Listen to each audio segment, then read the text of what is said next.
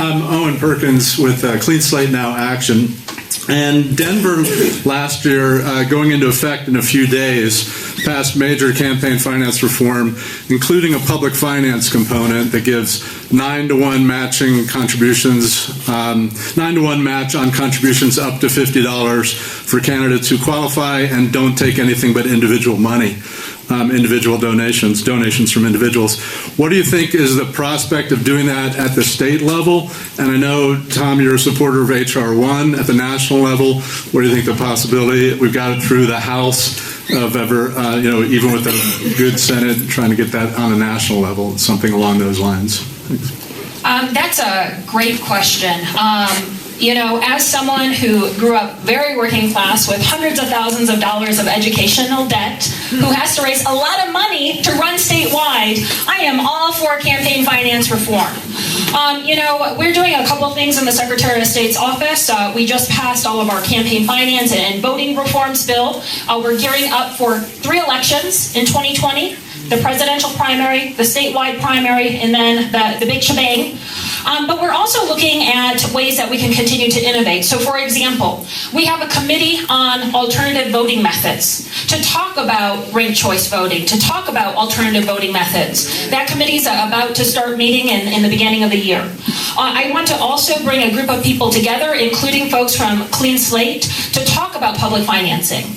I'm sure you guys have all heard of a little thing called Tabor. Yeah?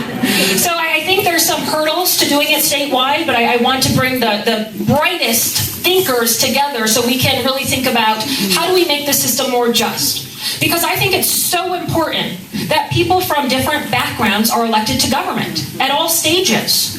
Empathy is great, but having people with different lived experiences come together to create the future of our state, our communities, and our nation, I think is vital. And it's really hard to do that when it is so expensive to run for office. So more to come on that, and I invite you all to be part of the conversation. Thank you.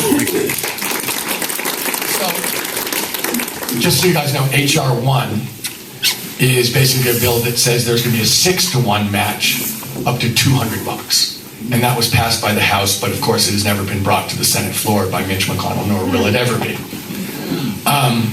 And I am for H.R. 1. I'm also, as I said, in favor of vouchers, because $200 is not nothing to most people in the United States of America.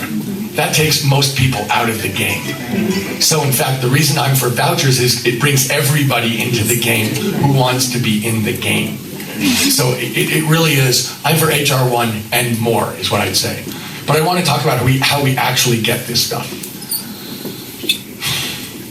I've spent the last 10 years doing grassroots activism, about basically starting an organization, NextGen, to go around the country, specifically to talk to young people. In 2018, we did the largest youth voter mobilization in American history.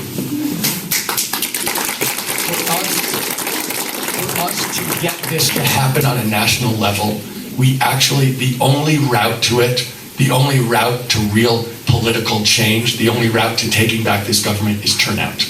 To be clear, there are tens of millions of Americans who don't vote. As far as I'm concerned, they're all Democrats.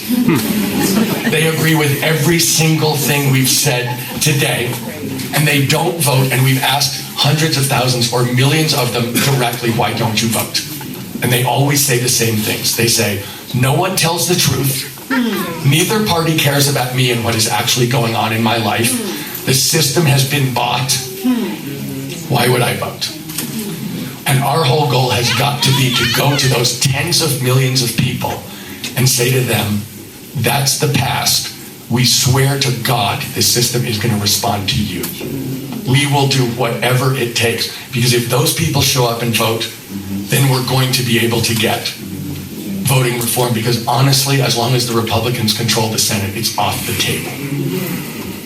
I agree with Jena's statement that Republican voters want a fair democracy, but it's very hard to look at a political party that goes into rooms to try and disenfranchise African Americans, that has a computer program to maximize gerrymandering, and that refuses to bring basically government reform to the table of the Senate at all.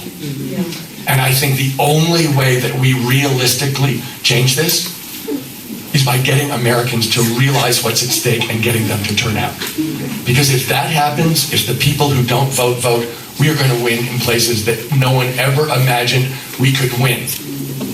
And we're going to win, the kinds of things like governorship of Kentucky, governorship of Louisiana.